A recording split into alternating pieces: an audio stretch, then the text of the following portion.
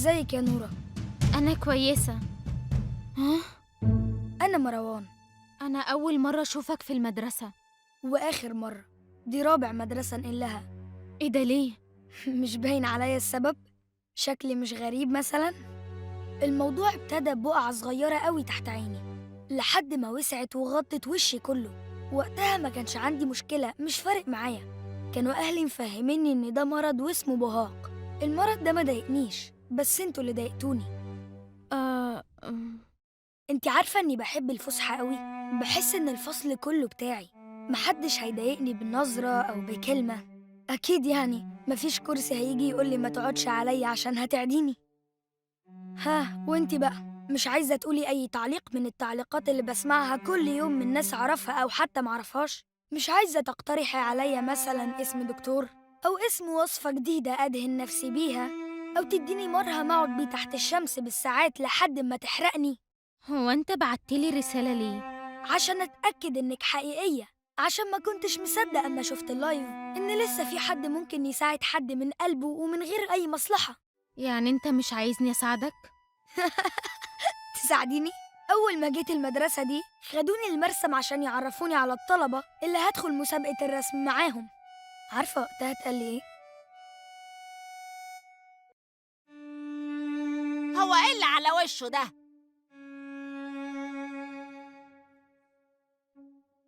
مروان زميلكم الجديد اللي هيشارككم المسابقة. وريهم يا مروان رسمتك بعد إذنك.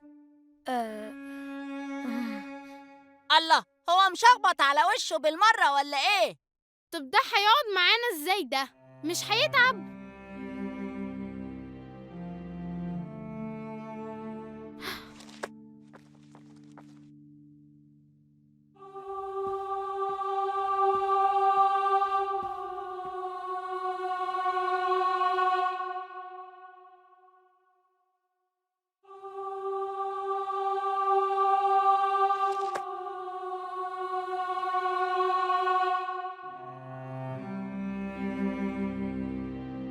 مفيش حاجة تتعمل، هيفضلوا شايفيني أقل منهم مهما عملت.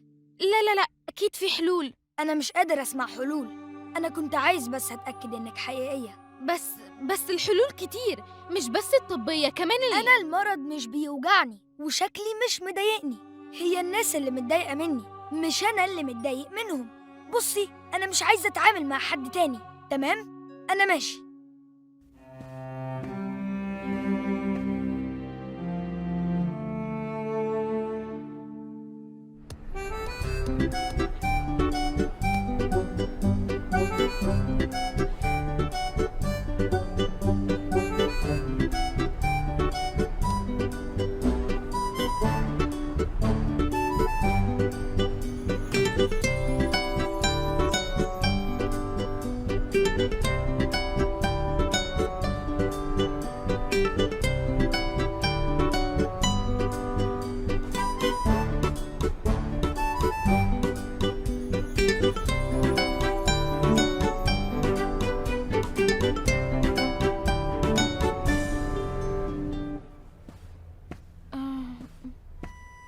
كنت بنادي عليكي من شوية، انتي ما ردتيش عليا ليه؟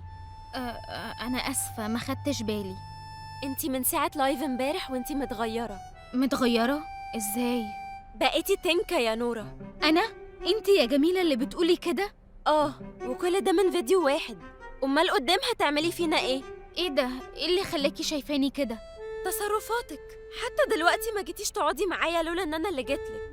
براحتك يا نورة. يا جميلة افهمي.